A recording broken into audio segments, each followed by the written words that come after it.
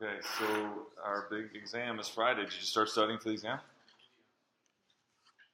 Those who are nodding did. Those who are doing nothing didn't, right? So start studying soon. Don't wait till Wednesday or Thursday, because you got to work at it and get your questions answered. Okay, posted materials on Blackboard, as review materials. After Wednesday, I'll post the solutions to Wednesday's homework. So those written homeworks are really important because I wrote those. I wrote the test. Okay, so web work is very important for the basics, and there's a lot of good questions in web work. But like I said, I wrote the written homework, so that's important. And then there's a bunch of book problems too that are good review exercises too. So work on all of it. If you can master all of it, all the stuff, and then there's the practice problems too. So there's lots to do there. And so if you work and focus on all that stuff, I think I put a review outline on there too, then you'll be good to go if you're masters at all the review material. So the most of the exam is we've already covered the stuff. So through spherical triple integrals is most of it. I think there's just a little bit on the stuff we do today, and I don't think anything from Wednesday. Okay, most of it is double and triple integrals. It's like the over 90% of the test. Okay.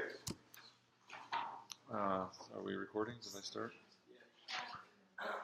Yes. Okay. So then, for homework, you have web work due tonight at 5, right? Is that right? So you can get questions answered. So we're going to do some stuff on that today. Then you have web work for Wednesday and written, but the written is a lot more important. But yeah, there will be web work also due Wednesday, and then I think we can just have no homework for Friday. I'm pretty sure we can, and you can then go hard at studying. Okay.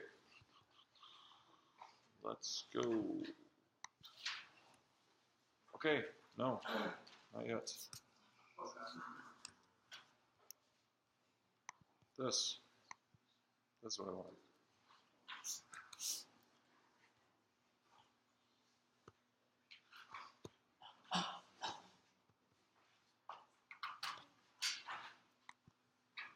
Okay, here we go. So here's 2 fill in the blanks, but your clue is that both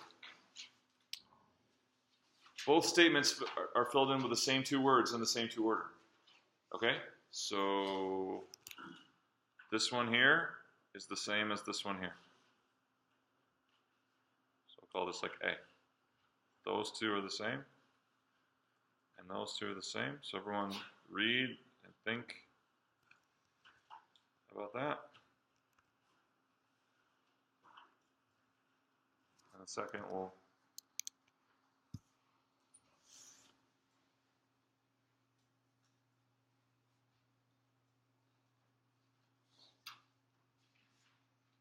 so it's the same 2 words in each fill in the blanks in the same order.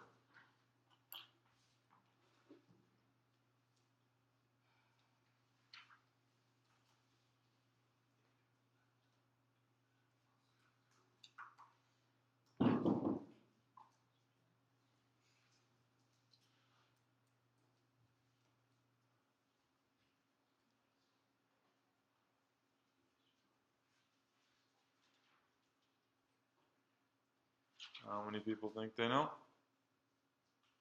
All right, volunteer. A vector field is the idea that every in a coordinate system has an associated blank with it. Lauren. Every what? Every point in a coordinate system has an associated. And what is a point in a coordinate system? What is that really about? Location, right? Location. That's what I was hoping for. But yes, point, ordered pair. Every location in the coordinate system has an associated vector with it. Every location in the system has a vector associated with that location. So the location determines what the vector is. So it's a type of function, right? It's a type of function. In a 2-dimensional system, it's a 2-dimensional vector determined by your location, right? So the x component of the vector is determined by the location. That's f of x and y. And the y component of the vector is determined by the location. Or in R3, like this. So now you have space, right? You have a vector associated with every location in space. And each component of the vector is a function of that position in space.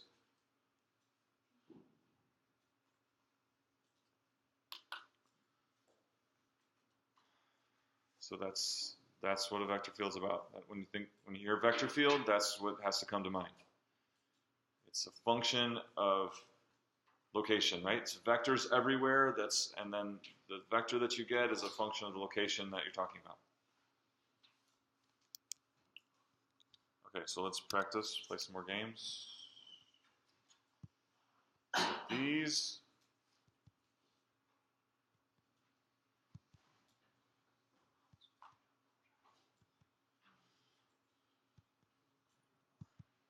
Oh no, undo that. What happened? I don't know how I did that. It's not what I wanted to do.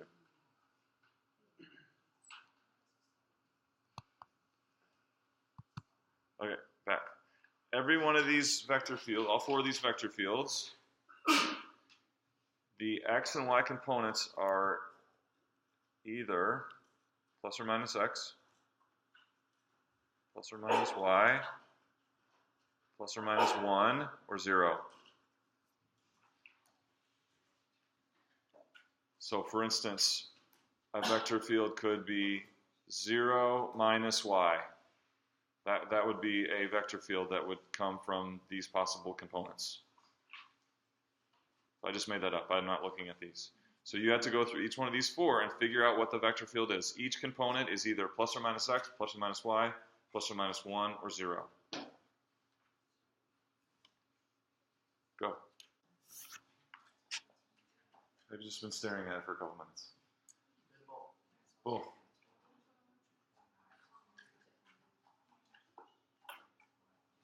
Okay, Sarah, how'd it go? Did you get one of them? Okay, what'd you get for this one? This blue one. X comma 0 she got. You got some nods over here. It's another nod. John C. likes that. X comma 0, meaning that the x component of your vector is always the x coordinate of the location. And the y component of the vector is always 0. Nice, easy one to start out with. Okay? David, was there one you got? David Price? Yes. Tell me, which one? Bottom right. Okay, tell me.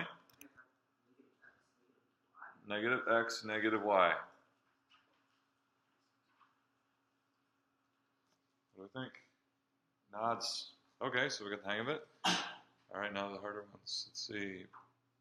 Alex, did you get one of these two? The top right. Top right. 1 comma x. 1 comma x. Simon likes it. Meaning that they're all, x component is always the same. It's 1. And then the y component is the x coordinate of the location. Agree? Oh, I guess I could be revealing here. X0, good job.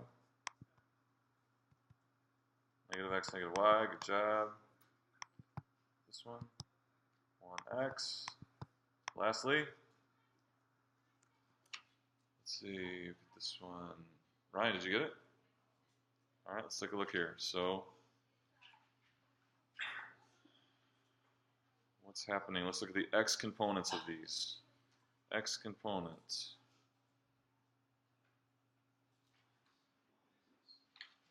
Looks like the x component is always a little bit to the right.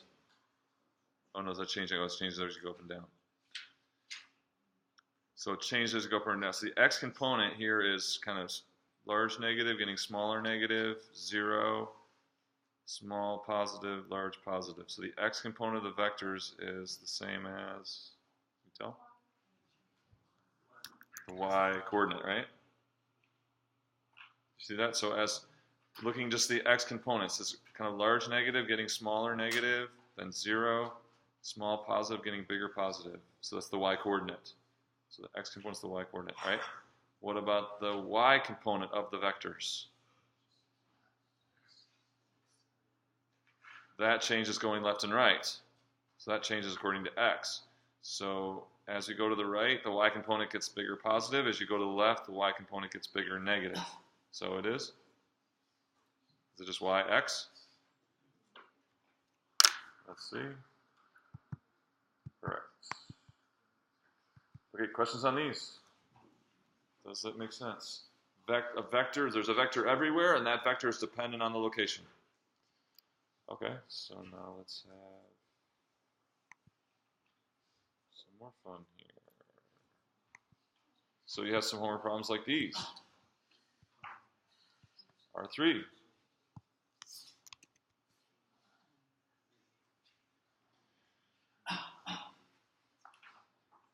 All right, so now the kind of the key to these is to look at, like we did with the space curves, is to look at their projections into the coordinate planes. That really, really helps. So here is what? This is the YZ plane. So that takes x out of the picture, right? So this is just what is the y and z components of the vectors according to x, y, z location. So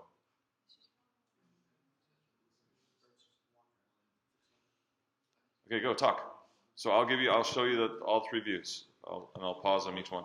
So talk. If you're not sure what's going on, talk to somebody. Learn this.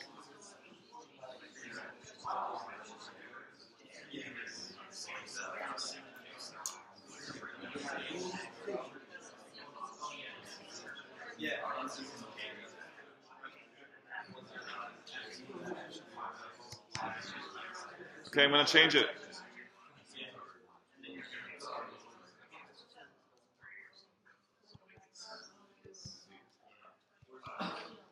Here's XY plane, XY projection. This is XY projection. Conventional. So I'm showing you the conventional XY orientation. So this is looking down on the Z, looking down through the Z-axis into the XY plane.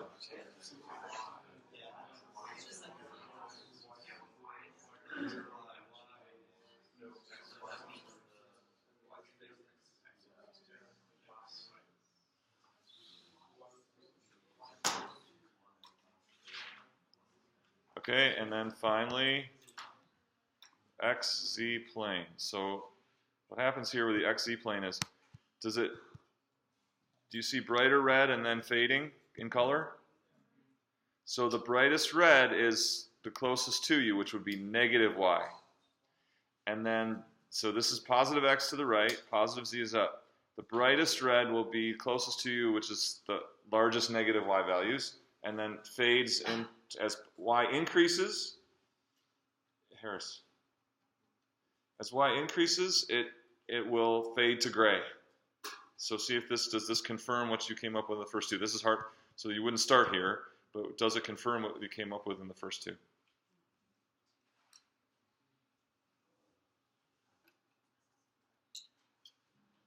Yes, yes, yes. Noah, did you come up with something for this one?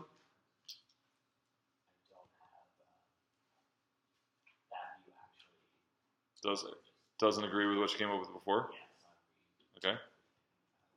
So what did you come up with? So let's look at this view. So any of the components you know for sure? Z is 0. You guys agree?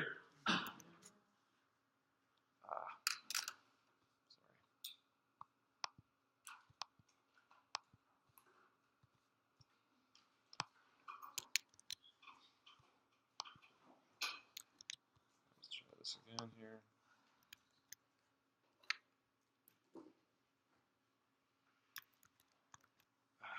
on.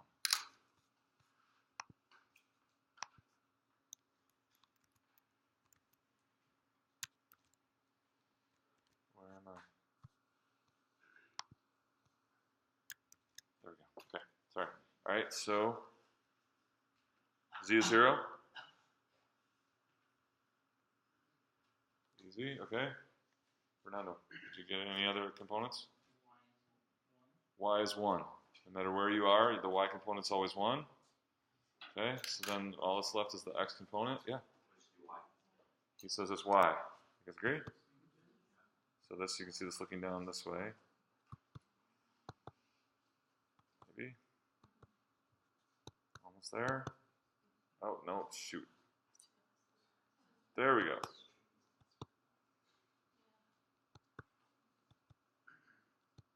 So the x component, he says, is the y coordinate. Agree? So, back to Noah. Was that what you came up with originally? I have the 1 and the 0, and I couldn't figure out what the x was. Okay, all right. All right, so then looking at the xz plane this way, does that confirm y10?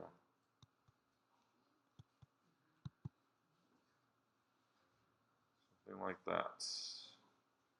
That as y increases, so we can't see the 1, but we can see that the x component is y. You see that? Yeah, because when it's negative, it's pointing back, and as we move in the positive y direction, it starts pointing forward, and of course we can see 0.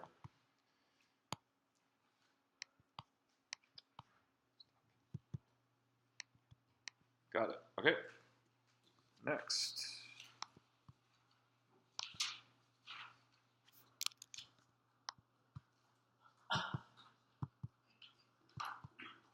All right, here's another one.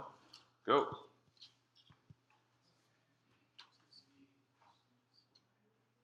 So here's our standard R3 view. So I'll tip it like this.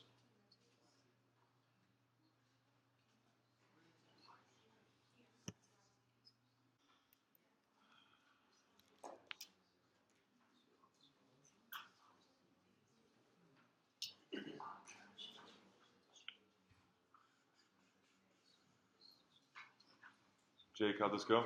You get it? What'd you get for the x? You got 1 for the x component. You guys agree? Okay. How about Jennifer back there? What about this y component? 0. Now the z is what we can't see at the moment. So what is the z component?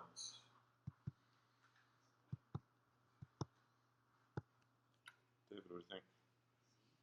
Z? 10z. Agree? Lots of nods. 100. Got it. Any questions on that?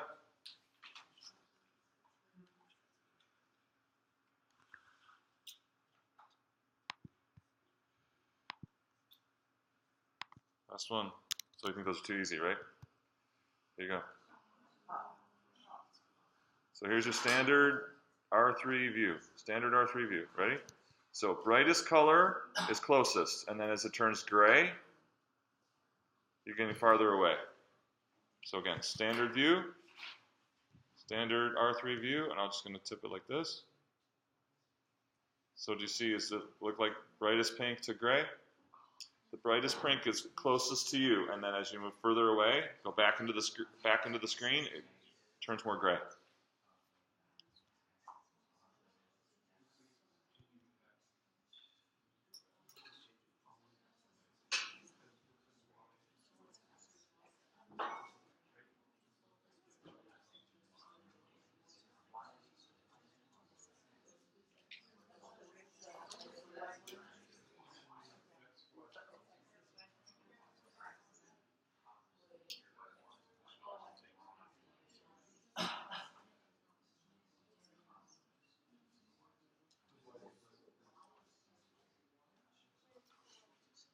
Okay, can I turn it? Ready? Here we go. I'm going to turn it. Watch what I do.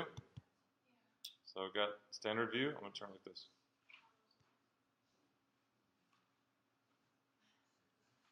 Go.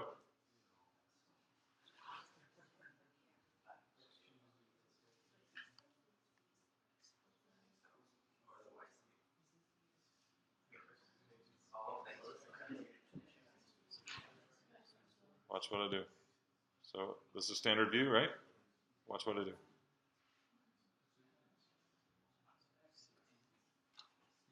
that answer it?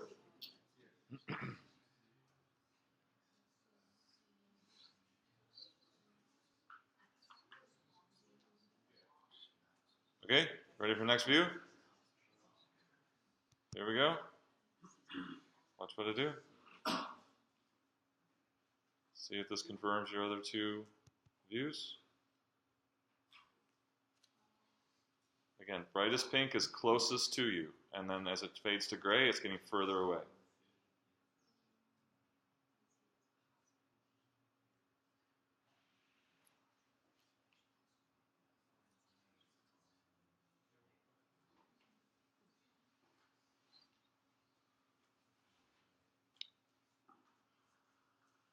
What do you think, Joseph? What's the? Do you get the x component? Yeah, I got a Z. Z. The x component is z. Okay. How about the y component? Let's see. Paul, did you get the y component? I got one. 1. People are nodding. And then the z component. Okay. X. Z1x. Lots of agreement. So that would mean that as you move forward in x, they change from going down in the negative x to going up. That looks right. And then y component always looks like it's the constant value 1. And then z means that as you go up, so we don't see that here. As you go, z can, let's see.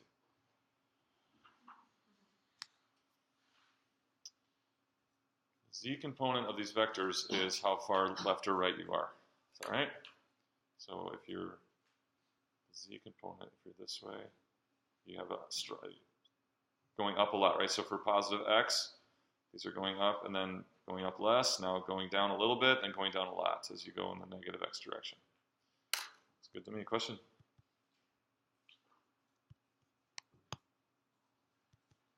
Z1x. Okay. So just really trying to get a feel for the understanding for what a vector field is. I think these are really good exercises. Any questions on that? Okay, so let's look at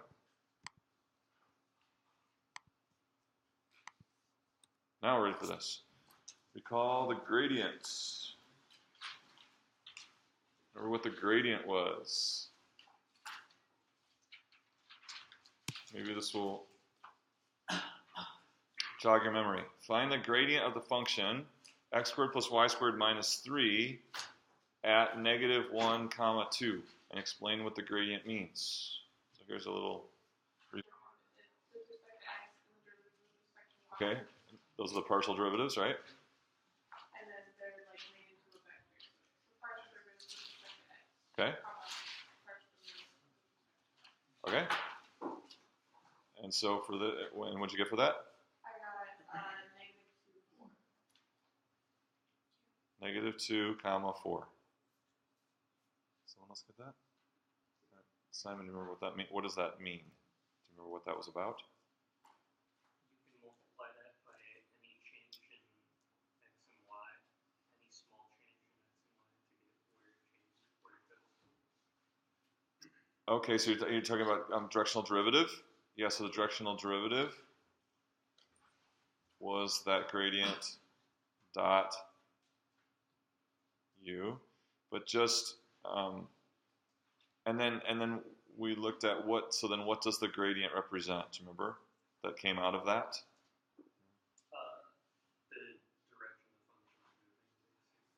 The direction the function's moving. The direction the function's moving. The change in z, how quickly it changes. Okay. Other. Julie, do you remember what the gradient means?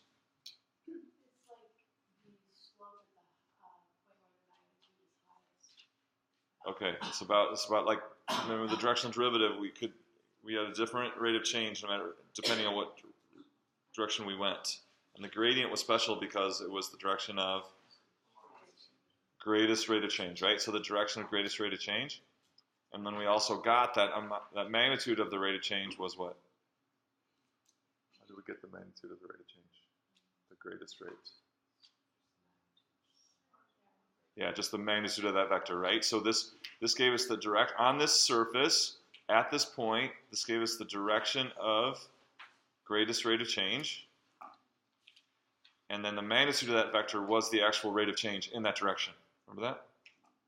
And we just proved all that out by working with dot product and cosine, and we worked that all out. Okay? So follow up here. So now I want you to find the gradient of the function at any ordered pair x, y. So find the gradient at any port, not negative 1, 2, but at any ordered pair x, y.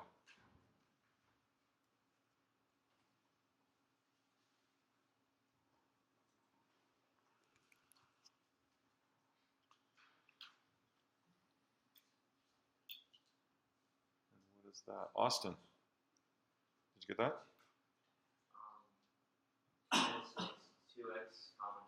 It's 2x comma 2y. 2x comma 2y.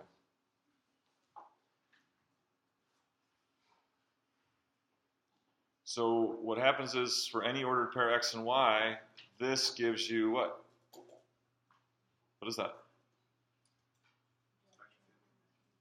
So given an x and y, like negative 1, 2, we get a vector, right?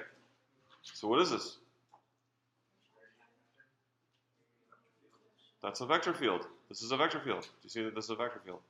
Because you pick an x and y, and what's the output of this thing for your given location? A vector, right? So this is a vector field. Do you see it? Because that vector field is the gradient of a particular function, it's called a gradient field. Okay? So a gradient field is a vector field you get by finding the gradient vector for any x and y. So since the gradient vector gives us the direction and magnitude of max rate of change, the vector field is like all the vectors for greatest rate of change at any point. Does that make sense? So we get a vector field that tells us for a surface, given any x and y, it gives us the greatest rate of the direction of greatest rate of change, and its magnitude at that point will be the magnitude of the rate of change, greatest rate of change, at any given point x, y.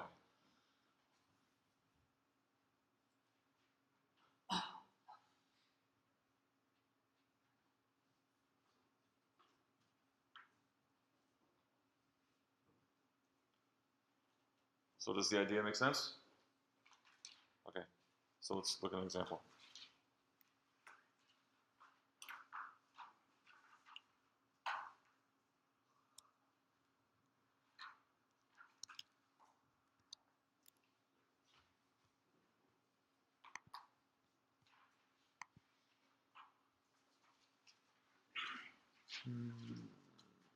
Is this one?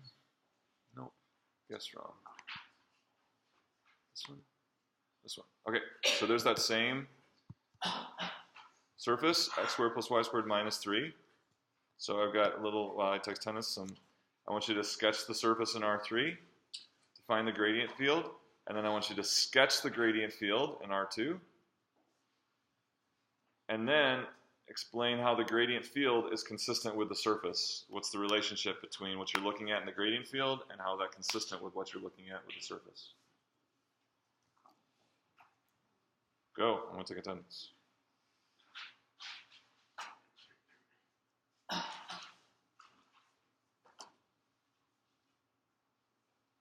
So you're sketching the surface and the gradient field. This is going to probably go away for a little bit. So you're sketching the surface and the gradient field for this function f.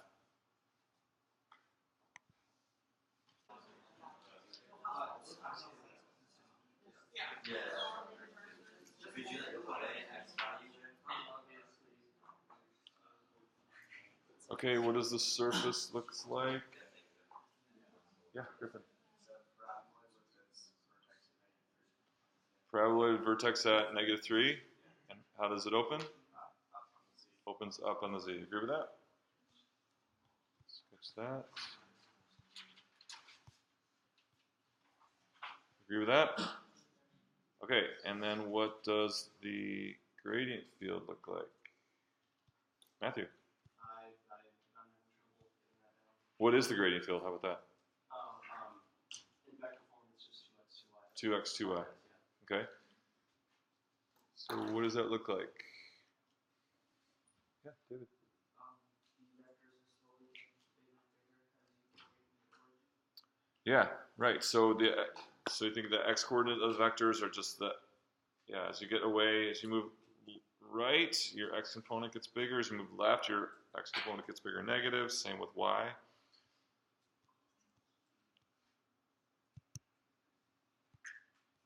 View that. So then, and that's an R2 phenomenon, right? So that the surface itself lives in R3. The gradient field lives in R2.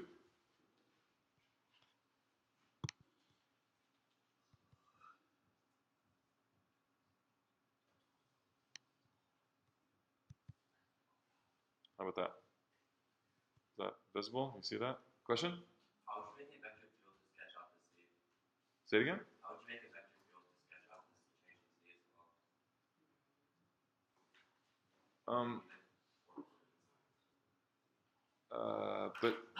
But this is pointing in the direction of greatest rate of change of Z with respect to the direction you're going, right? So Z is definitely involved here.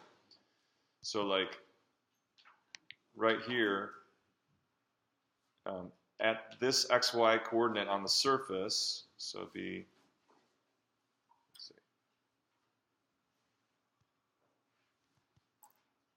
Let's do this. Okay, so for this XY point right here, so this is pointing the max rate of change of Z with respect to that direction up here on the surface. Yeah. So Z is very involved. It's just that the image of the gradient field is only in the XY plane. Actually got it floating up a little bit, but the idea. Okay, so how is the vector field consistent with the surface? Do you see that the vector field is consistent with the surface? How is it?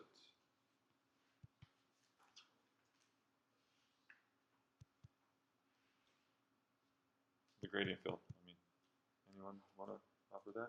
Yeah, Eric. As you move further away from the origin, Okay. the XY plane, I don't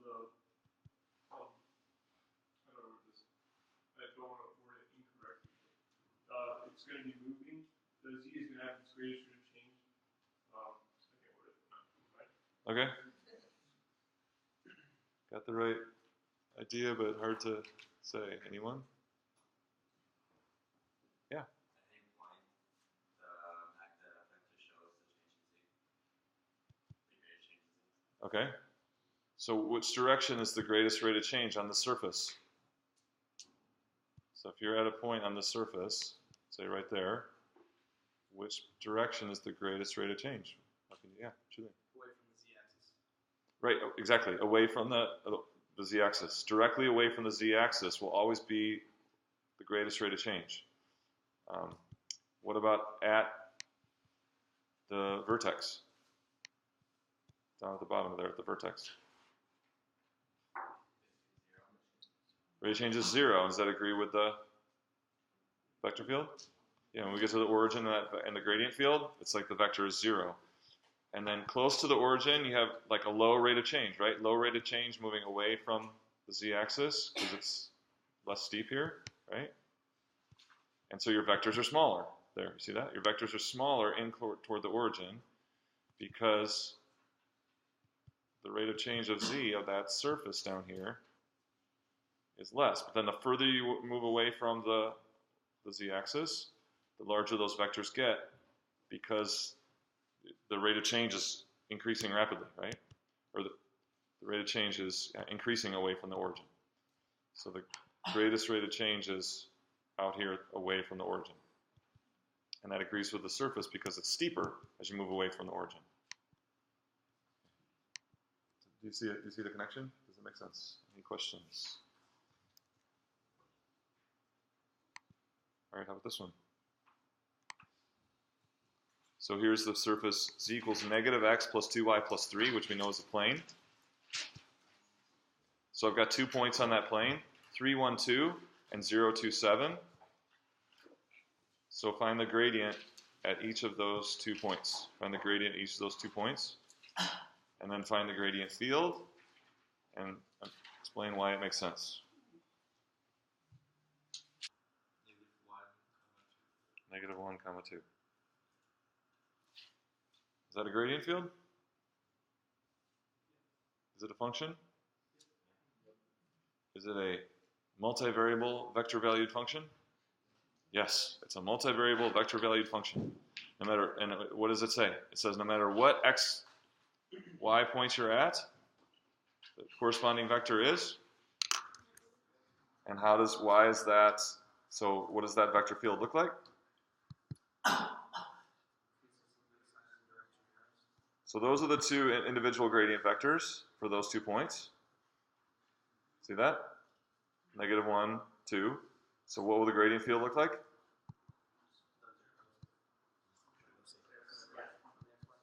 Everywhere, -1, 2, right? And why is that consistent with the surface that we have? Why is that gradient field consistent with the surface we have? Tell the person next to you.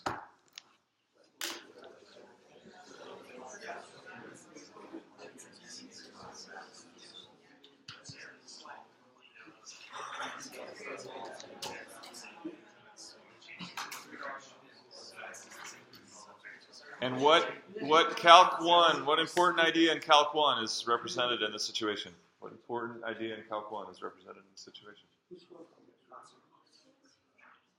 What's that? Constant rate of change, right? This is a situation where you have constant rate of change. A plane in R3 has constant rate of change, and so the vector is constant. Everywhere you get the same gradient vector. Okay.